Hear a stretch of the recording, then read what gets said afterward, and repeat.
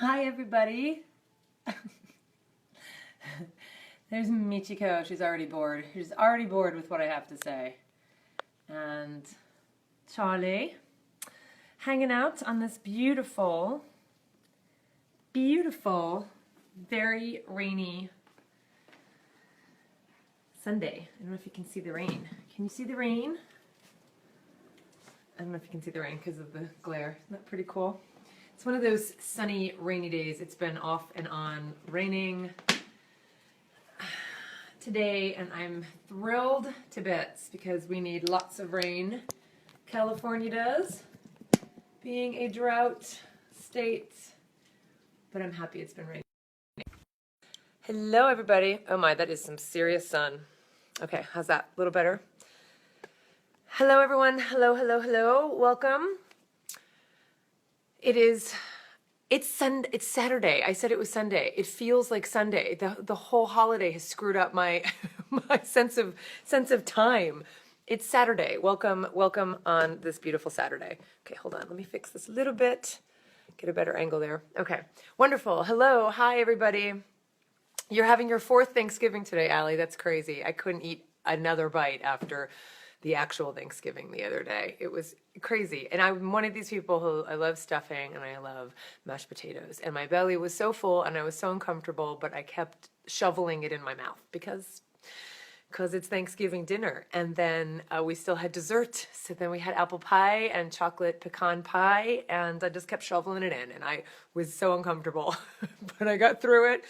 And here we are today. So Colleen Patrick-Goudreau here, everyone. I hope you're doing well. Of course, go to ColleenPatrick-Goudreau.com to get your free Joyful Vegan Starter Guide and lots of information. And of course, I hope you're already subscribed to the Food for Thought podcast. I'm going to be announcing this week more information about the Animology podcast, my new podcast, and I'll be giving you drips and drabs of the new podcast, and I'm very excited about it. I have nothing, I can't tell you to go subscribe yet because of course it's not submitted to iTunes until I actually have the episodes, and it will be launching in January. So I hope you're on the mailing list at ColleenPatrick-Goudreau.com, which you can do if you go there and join the mailing list and get your Joyful Vegan Starter Guide.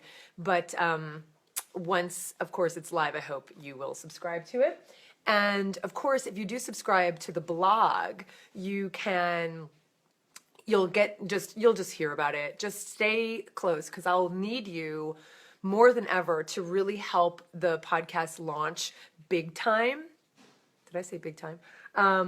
So if it launches in a grand way, that way a lot of people can find it all at once. So please stay tuned, and I will need you. Let me know if you are committed to just writing a review the day it launches. I'm going to need people to go to iTunes, write reviews, and of course download the episodes. I'll be launching with about 3 or 4 episodes to start. So you're going to get a really good sense of what Animology is all about. And it's basically a podcast that's going to be revealing the animals hidden in our everyday words and expressions.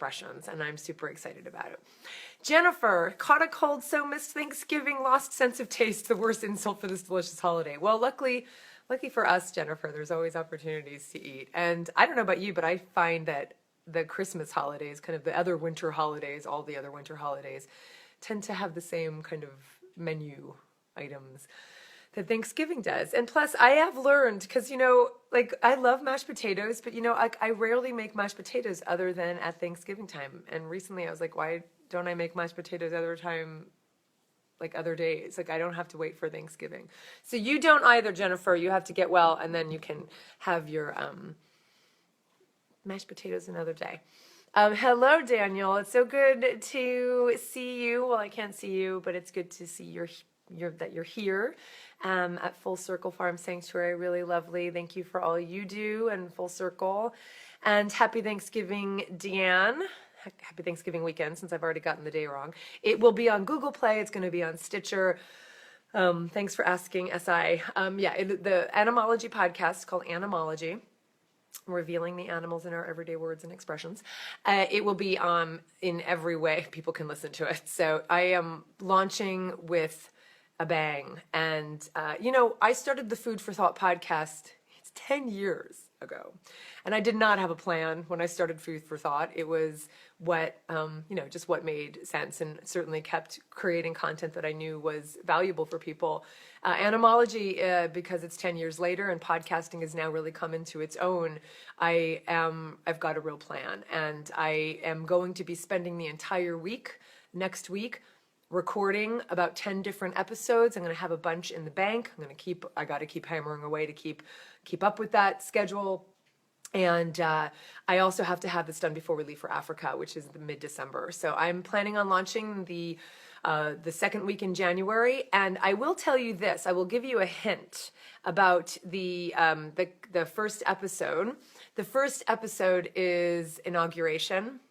And the main reason that's the first episode is because I'll be talking about the word inauguration and the word inaugural. And of course, both of those words have to do with the fact that both have to do with something being the first, or something new, launching something new. And that's exactly what this podcast is. So these are going to be words and phrases and expressions, and just talking all about euphemisms and our language about animals, how our language and words affect and reflect our relationship with animals. And it's going to be amazing. I cannot wait to share this with you, even while I'm writing it and I'm getting deep into the weeds of the etymology, or as I like to say, the animology of words.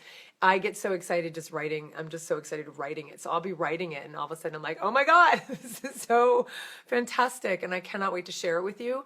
So the first episode will be inauguration. And the other reason I want to launch in early January, besides the fact that I want to start in January, is that the inauguration is on January 20th. And so I thought, well, what a great way to just to enrich what is, the inauguration, when a new president is elected, and this word is very significant, and the history of it is very significant, and there are animals hidden in this word. So how awesome is that, to be launching with inauguration right before the inauguration? And let's talk about that. So we've got a lot to talk about.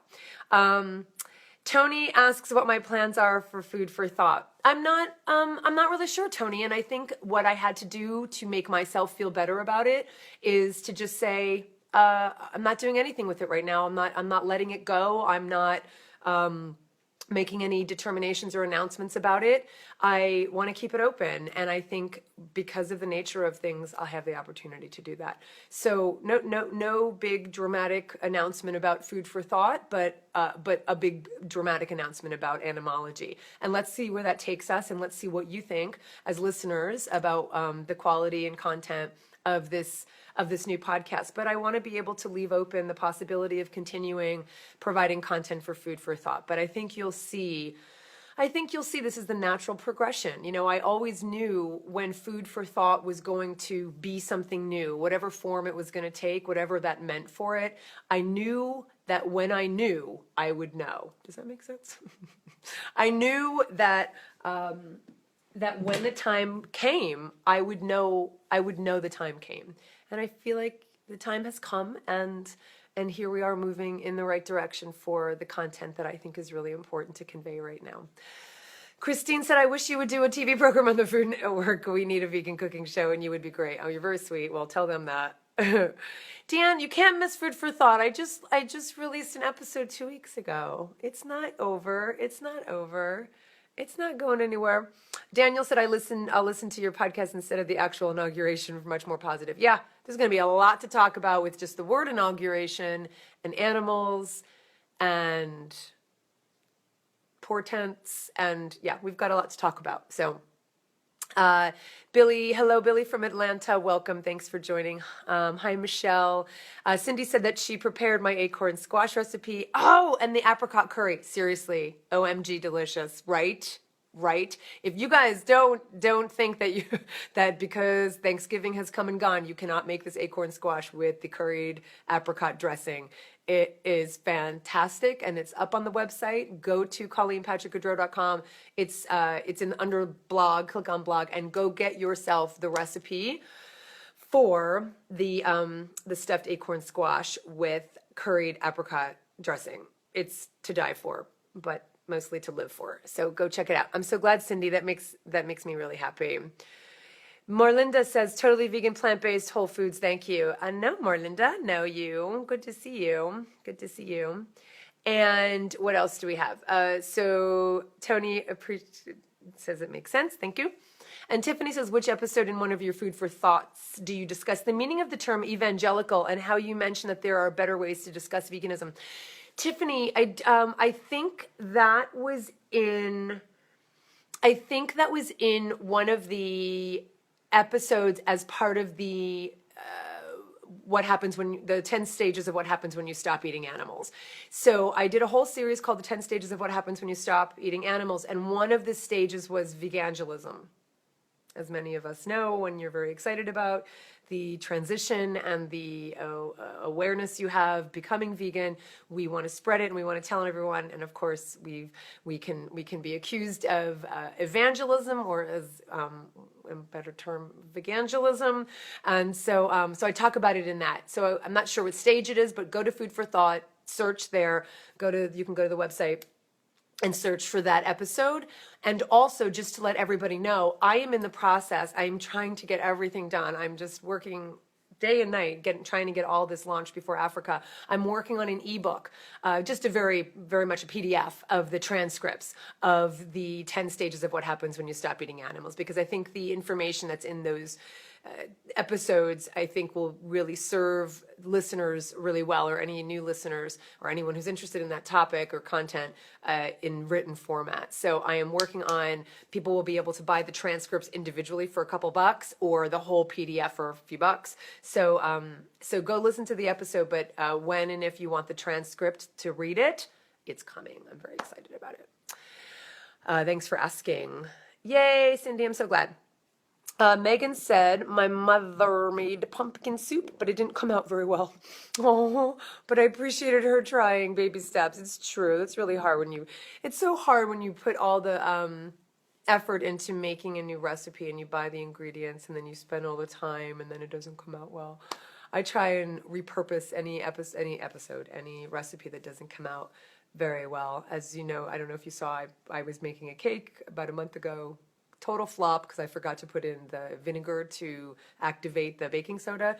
Total flop. It didn't rise at all, but it was delicious. It was a bourbon chocolate cake. And I made cake pops. I made cake balls with it.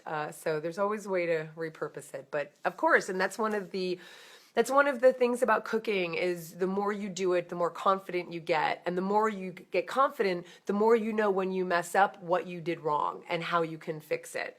So I don't know. I really love that. I love that aspect of cooking, is that you can really feel and see your skills increasing, which is also one of the stages, elements of what happens when you stop eating animals, is that the gaining new skills and new information. Very exciting. So let me back up. Tiffany said, that makes sense. I will review those. I had a discussion with my uncle about this. He's a theologian, and he kept saying, I'm trying to be a vegan and evangelical. Awesome. Well, check it out. There's a lot to say about that. And I'd be interested to know what he thinks about it. Yes, Nikki, awesome. Working on it. Liv said, I brought vegan cheese to Thanksgiving and was told by a person they're not to call it cheese. And what did you say, Liv? What did you say?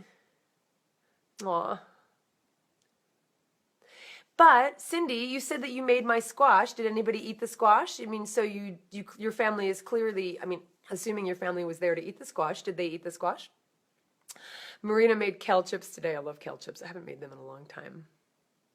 And Tony's looking forward to making the sausage recipe. I was going to make the sausage tonight. I still might. This is what's so great about it. It'll take me, 20 minutes to make the brown lentils. I don't have any brown lentils right now. And it'll take me all of 30 minutes to make the sausage itself, the sausage recipe itself. And, but I think I might actually do polenta instead, because it's easy. And I have almonds soaking, so I can make my almond milk. And then I can make polenta. I want to eat light. I have to admit, like, we had waffles this morning for breakfast because when my husband's home, he wants waffles all the time. I don't know if he can hear me. Can't hear me. He wants waffles all the time. So I'm like making waffles for breakfast, and I don't want waffles for breakfast all the time. So we had waffles for breakfast. I had a light lunch, I guess, but then I had some ice cream. So yeah, I'm thinking of a late dinner. Let's see. Africa. Christine. Africa. Yes, Christine. We are going to Africa. Oh, you're so funny, Liv. I'll get back to that in a second. Yes, we're going to Africa in a little less than a month. We had our friends over last night who stay with our cats, and they're just such good friends and they're so awesome. So they're going to be at our house for the 3 weeks we're gone. We never leave the cats alone. They've never been alone overnight, I don't think. So we are starting in Rwanda, and we'll be going to see the gorillas in the Virunga Mountains. So we'll be doing a gorilla trek. We're kind of getting a couple accoutrements for that, and we are going to then be in southern Rwanda for Christmas and Christmas Eve, which is going to be an absolute magical place. It's this beautiful eco lodge that's right inside the forest, and then there's going to be chimpanzee trekking there. And then from there, well, we go back up to Kigali. We'll do some of the genocide history, and then we will go to Botswana.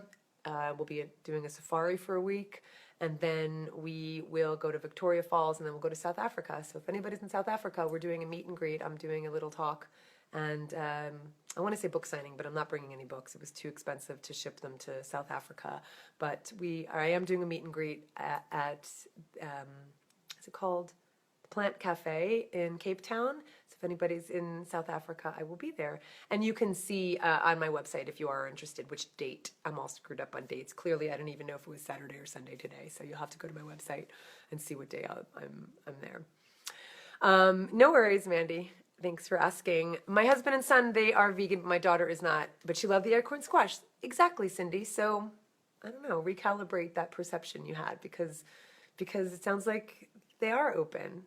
Just maybe not as quickly as you'd like, but that sounds pretty open to me.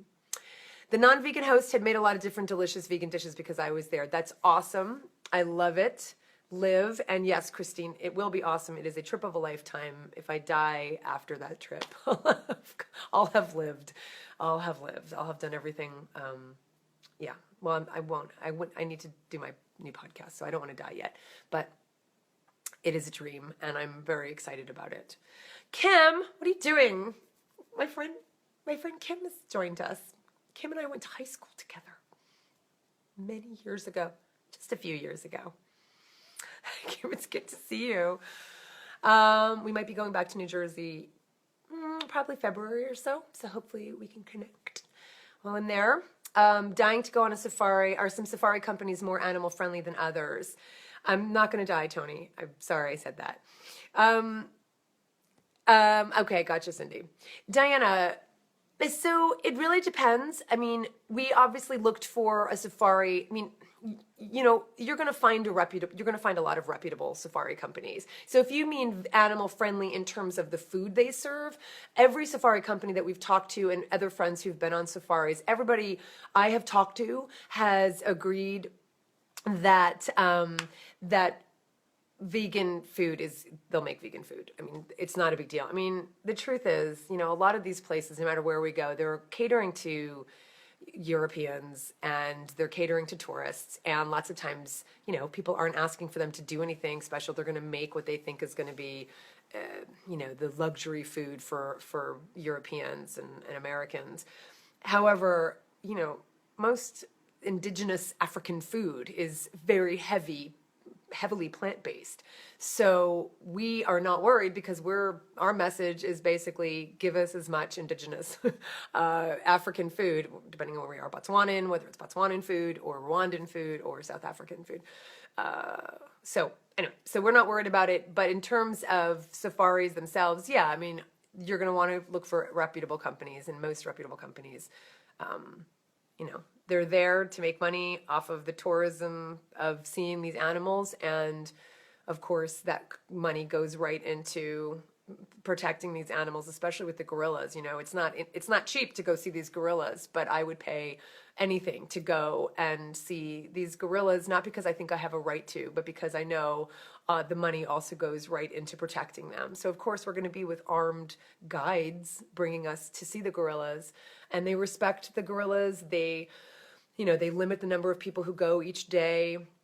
You're only there for an hour and then you go back, and that's how they do it. And the gorillas, again, from what I've heard, they're curious also, but they're not, it's all about respecting their space and their habitat. So I'm pretty excited. And of course I will be writing and taking notes and blogging, and I'll be doing podcasts on it. So that's an example of when I come home. I will be doing a podcast on the Africa trip. So I'll need food for thought for that still.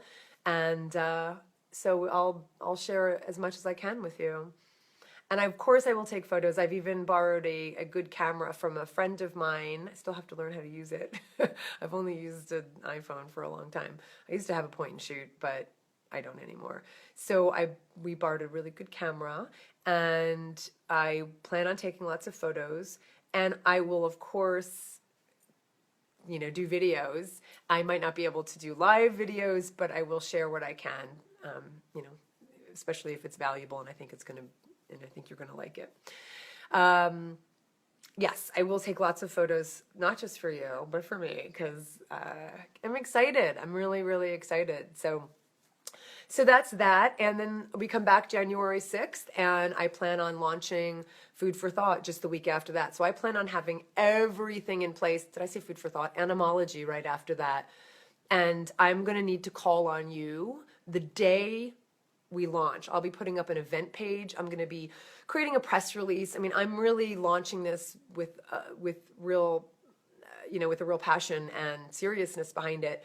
And in order for it to be a success, no joke, I will need you to download the episodes, even if you don't listen to them right away, in order to get it really high up in iTunes. And again, it will be on Stitcher. It's not that I'm neglecting Stitcher, but most people listen to podcasts on iTunes. But again, it's going to be on Google Play. It's going to be on Stitcher, etc. However, in terms of, and this counts for Stitcher and those other places as well, the more downloads in the first couple weeks, the more it gets pushed to the new and noteworthy section of iTunes, and that it's just good overall. And the more that happens, the more people will see it, and that means your reviews as well. So I'm going to be counting on you to help me get the podcast out there. Yeah, it'll be interesting to see what recipes I come home with. I am usually inspired by recipes, especially simple recipes, of course, from other cultures that I've never had before. And that's really wonderful. Thank you for just planting that seed, Christine, because I like the idea of looking through that lens when I go there as well. And actually, I have a very good friend who's very good friends with the ambassador of Rwanda. So we're going to be in touch with the ambassador, and we're going to find out from her, of course, what the best restaurants in Kigali are, and hopefully we'll get some good suggestions. So I'll keep you posted. I love it.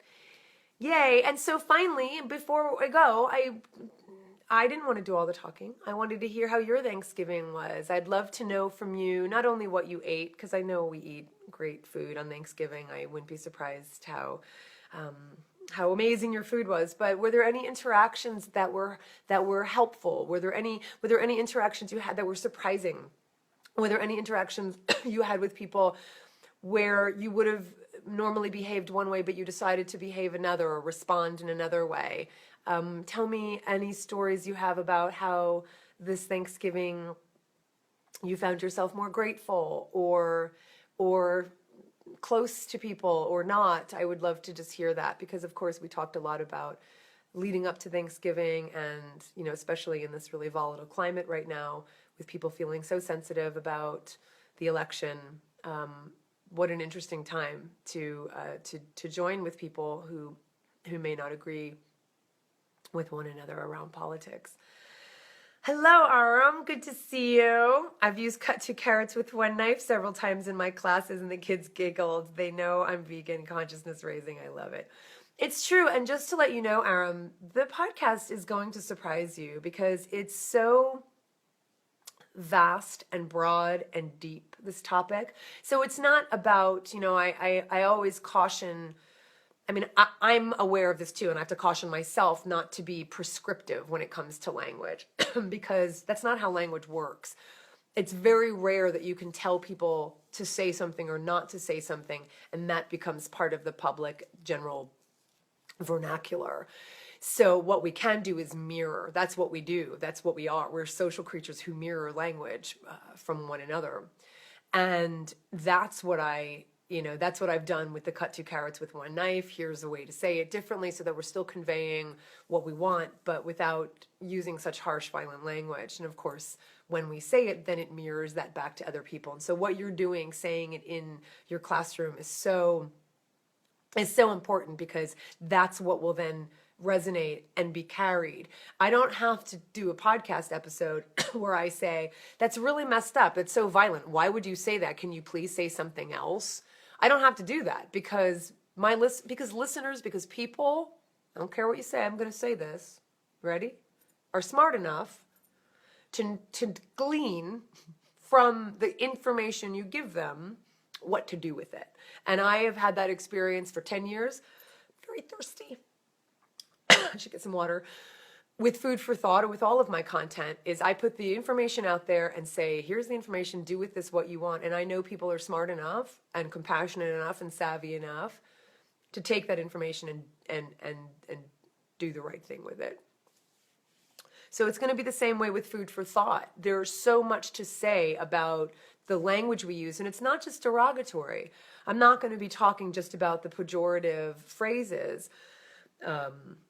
and derogatory phrases. That's going to be one of the things I'll talk about. But there's so much to say just about how many of our words are derived from animals, all the way back to the Proto-Indo-European languages, the Proto-Indo-European language, which was the mother of most of the Western European languages, as well as Hindu and Semitic languages. It's really remarkable. So when you look at the root of so many of those Indo-European languages, and then of course all of the branches from them, there are so many words that originate with animals, because we have such a long history with them, because we're intertwined and interconnected with them. So it's going to be so rich and so deep. The topic itself is so rich and so deep, and I hope the podcast is rich and deep as well. But I'm so excited to share it with you. It's just mind-blowing. Megan says, I have been thinking about the quote, people can only meet you as far as they have met themselves, when I don't see eye to eye with people. I love that, Megan. People can only meet you as far as they've met themselves. Right. I love that. And that really then gives you a perspective on people. I guess I would caution with that one, because you could take that and be self-righteous about it too, right? Because you can take it and have pity for someone rather than compassion. And I'm always cautioning people to know the difference between pity and compassion, because pity has a condescending element to it and a self-righteousness to it, whereas compassion and understanding and empathy is humble. And so, but absolutely understanding where people are coming from, and knowing that we're all just struggling and we're all just trying to get by, and we're all looking out for ourselves. And I have to put a light on. Hold on. That didn't do anything at all. But it sounds like what that quote did for you was help you navigate some of the maybe muddier waters around the post-election. Yes, and Megan, I wasn't trying to negate the quote. It's a lovely quote, and if it's helping you, I think that's great. It is true, though. We can, all of us are guilty of self-righteousness. We're all, it feels good, so we just have to keep that in check for sure. So any other stories about Thanksgiving and how it went for you? I guess you can share what you had to eat as well. I was interviewed by our local NPR station last week, says Diane. Go Diane. What is your local? Is it NYC, or is there more? Is there a smaller, or one specifically in New Jersey? last week on veganism at Thanksgiving, and we ended up talking briefly about the impact of our language. Although I mentioned her name several times in the interview, it didn't get included, but they included some compassionate cliches and phrases. That's awesome. I'm sorry, Diane, Wichita. Oh, okay. That is fantastic, and you're so sweet, Diane. First of all, awesome. Good for you getting the word out there. How fantastic. Can you send me the link? That would be lovely. And put it below so people can listen. I love it. That's what I'm talking about. That's what I'm really, really hoping Animology is going to do. One of the things I did as I started working on this podcast is I do this in all aspects of my life. I created my intentions and I created my goals.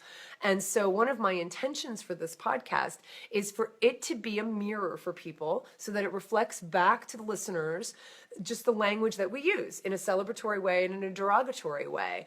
And so from that, and I wrote this down, what I hope is that listeners will then be able to take what they get from Animology and be able to use it in their own language and in their own communication with people, whether they're talking to people one-on-one or whether they're talking to people on social media or whether they're talking to people in an interview. To be able to convey these ideas is it's so important. So going back to what Liv said, for someone to say to Liv, you can't call it cheese. Of course, that's not true.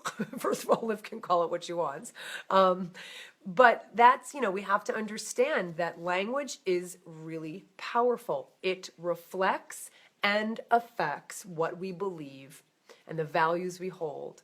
And we need to be mindful of our language all the time so that we're not conveying violence and hatred, and we are conveying, compassion and nonviolence. And so, and that obviously relates to animals as well, and that normalizes things that are perfectly normal. And that doesn't allow people to normalize things that are not okay. And that goes for the euphemisms around animal exploitation and violence. And I will be talking about that a lot in the podcast.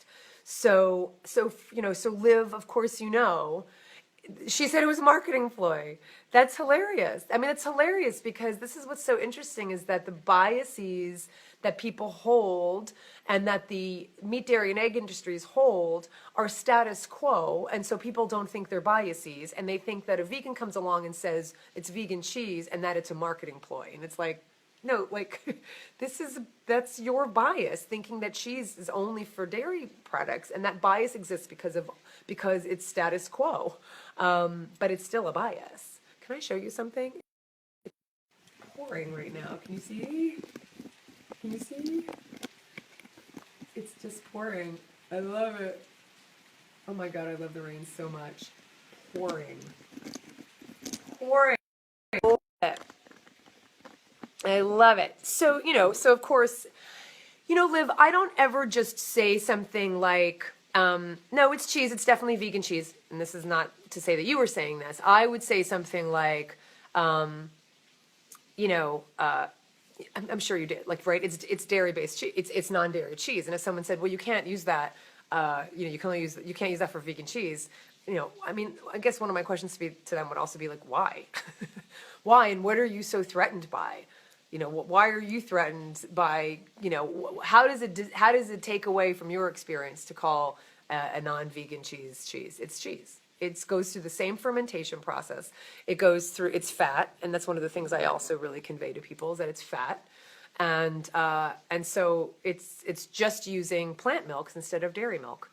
There's no difference, except you're not killing innocent animals. So there's a little bit of a difference. So let's see. So awesome. Thanks, Robert, for clarifying. I'm not sure, Tony. To be really honest, I do think dairy cheeses predate non-dairy cheeses. People may have been now let me back up. I have to look at the date as to when, for instance, tofu would have been invented. Because tofu is basically a cheese.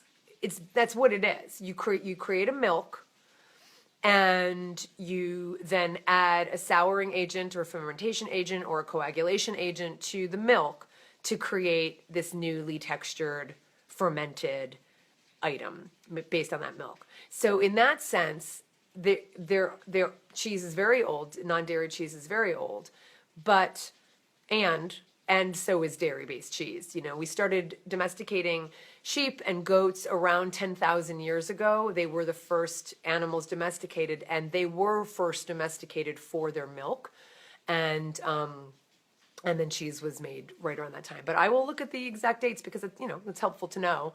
But no matter. Even if it doesn't, that still doesn't take away. Just as vegan cheese or non-dairy cheese doesn't take away from dairy cheese, so what am I trying? How am I segueing? It's the same with dairy cheese. Just that doesn't take away from the fact that non-dairy cheese is legitimate, both in form and in the linguistics of it. Okay, let me see what else we have here. Thank you for the link, Diane. Everybody go listen to Diane's link. That's fantastic. Most of the time was spent preparing a very simple recipe. One of my friends created, but we talked a lot. She was at my home for 2.5 hours. It's amazing. And I gave Carla Eccles, the interviewer, a lot of information and links to all. Thank you. That's awesome. Question about language, says Aram. I have thought about using cruelty-free instead of vegan. It kind of makes the point that the issue is ethics, not that I don't want meat or cheese. What do you think? I tell you, I go back and forth, Aram, and it's not to say that I wouldn't use it. The problem that could happen, or the thing that could backfire, and sometimes you have to kind of practice in the real world to see how it goes for you. There is a risk that saying cruelty-free will make someone so defensive as to not hear anything you have to say at all, because they will take it as an indictment against them. They already, some people already do just when we say vegan. If we say I'm cruelty-free or my meal is cruelty-free, that could immediately trigger someone so much that that we lose potential common ground. I tend to use something like, I tend to use compassionate interchangeably, or really, I would say dominantly, when it comes to talking about how I eat. And then it depends on who I am and how I live and what I believe and my values, and that being vegan is just a manifestation of those values. I mean, I say that all the time. So that's what I prefer, and it's also a positive rather than a negative. Cruelty-free, so immediately just, it's, yeah. Anyway, that's what I've experienced with that. Doesn't mean I won't ever say it. The other thing that I say when it comes to food sometimes, and I don't do it all the time, it really depends, is edible. I say edible and inedible because I don't see animal products as being edible. And that depends on the situation. I don't do that all the time, and I don't do that by default. But yeah, it's interesting, and I think some of it is just kind of seeing what works. And that's the thing, right? We want it to be effective. It's not that we're doing it to be right, we're doing it to be effective. So if it's effective, then do it. I would just be open to the fact that, I may have triggered something unintentionally for people. Not that we're not going to trigger things for people anyway. It's going to happen, and that's not our problem. But I don't want to intentionally trigger it, and I don't want to be. I've often said I don't want. I'm not trying to be provocative as much as I'm trying to be truthful, and that's all. Okay, I've said enough. Okay, hold on. Let me see. Robert says, Thanksgiving, whereas it is the duty of all nations to acknowledge the providence of Almighty God, to obey His will, to be grateful for His benefits, and to blame poor. Okay, what? And then Lamont is bringing politics. I hate to bring politics into it, but there is a trend in our culture to be offensive for the sake of being offensive. Sure. The language used in the election showed me that there will always be a backlash against any kind of political correctness. So tell me more about that. What do you mean, Lamont? So Lamont with my last name. What are you doing with my last name? Tell me more about that. Tell me more of what you're asking for from me. I want to hear more about that. Megan says my family was calling Earth Balance fake butter, and I kept saying no, it's not fake, but they still used it. Yeah, well, that's okay. So good for you. Again, we have to model what to say, not just tell them what not to say. So Megan, you probably said a number of times, it's vegan butter, it's non-dairy butter, it's not, but if we're just saying it's not fake butter, it's butter, that doesn't offer a new paradigm for people. So again, please don't, I'm not implying that you didn't do this, but I'm just giving this to the audience more broadly. We can't just say what something isn't. We have to give people a new paradigm. So giving people the language to say it's non-dairy butter, or it's plant-based butter, or it's vegan butter, is really helpful.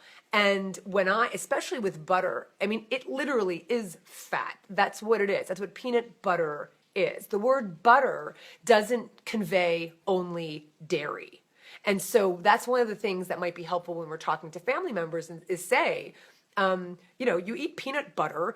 Butter doesn't mean dairy. Butter just means fat. And the fat in Earth Balance is from plant oils rather than animal fat. So it gives people a context and it gives people a paradigm for them to shift and go, oh, you're right. I say peanut butter. I say cocoa butter. I say almond butter. So you're right. Oh, okay. So then plant-based butter or, plant butter or vegan butter, whatever. But giving them a context and a paradigm. Does that help anybody? Does that help anybody? Not just Megan, because Megan probably had all that information already. Does that help? All right, what else do we have? Aram says, good point about compassion versus cruelty-free. I think on a subconscious level, I must want my using of cruelty-free to be an indictment. You're so amazing. That's so honest. I know. We do. Yeah. And that's really honest of you. And own it, feel it, and that's all true. And what's going to be the most effective. You can feel that can be all true for you and for us. And the bottom line is what's going to be the most effective in having a dialogue and having a conversation in shifting the paradigm for animals.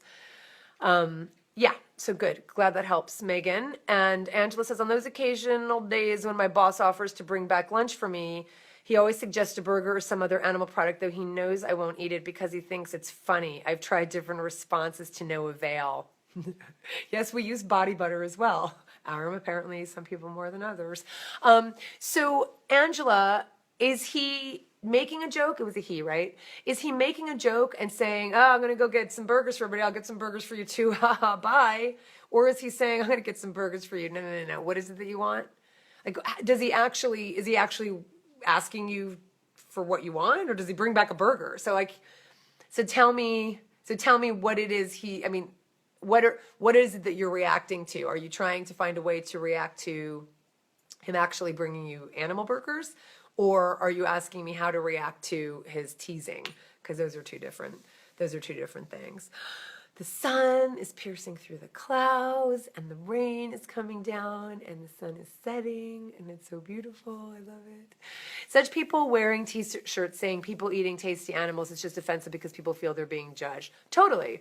Well, that's the thing we have to understand. I mean, that's one of the things I talk about, ad nauseum in my podcast is that, there's a difference between, setting out to offend someone and offending someone just by virtue of who we are. I choose the latter. People are going to be offended because me just saying I'm vegan because they're going to take that as an affront to them because all of us hold a mirror up to one another and reflected back to all of us in all these different ways are things that we may need to look at. Some of us look at it and some of us don't. And for those who don't, when they see something reflected back that makes them uncomfortable about themselves, it takes a very enlightened person to say, gosh, I should really look at that. Thanks for mirroring that back to me. usually what happens is people feel defensive, and instead of looking at themselves, they deflect that discomfort back on you. And so the response is people eating tasty animals. Ha ha, yeah, we've never heard that before. Like the kid who's teasing you in class, if we react to that, they're gonna know that they can get a rise out of us, whatever the collective us is in this case, and they'll keep doing it. But if we understand that that's coming from a place of trying to hold on to their own identity and find their collective identity and get a rise out of you and say, I'm you, or I'm here, I'm not you, I'm this, I'm not that. You know, that's all this tribal crap that we just do as humans, right? And for me, the best we can do, or I can do, is, you know, not do that, is not be provocative for the sake of being provocative, but being truthful.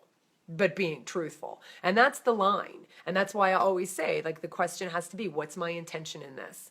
Am I trying to invoke thought, or am I trying to inspire thought, or am I trying to provoke a reaction or emotions? And there's a difference between the two, and we have to always be honest with ourselves about which one we're doing.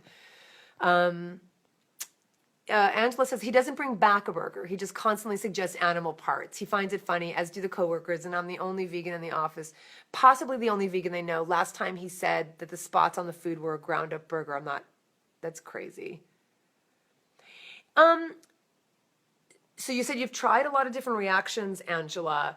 Have you tried laughing? Have you tried just laughing and being like, oh, you know, actually saying, you're right, I think that is. Oh my God, am I eating animal? Just wondering if you've tried something like that. Because it can help. And that's what I was just saying about when people know they can get a rise out of you. Can you see Charlie on me right now? I've lost my hand. Hold on, my arm. Okay, I'm gonna do this right now. Because Charlie. So when people know they can get a rise out of you, they'll keep doing it. What is this? What is this on my lap? Who's coming on my lap? Who's coming on my lap? Who's Charlie? This is my Charlie. He's so beautiful. Charlie's beautiful. He's beautiful, Charlie. He's my Charlie. He's a mama's boy, through and through. Right? I'm usually trapped in this chair. I can't get out. It's very... There he is. Okay, I can see. It's much nicer to look at you, Charlie. Oops, I almost blocked you, Angela.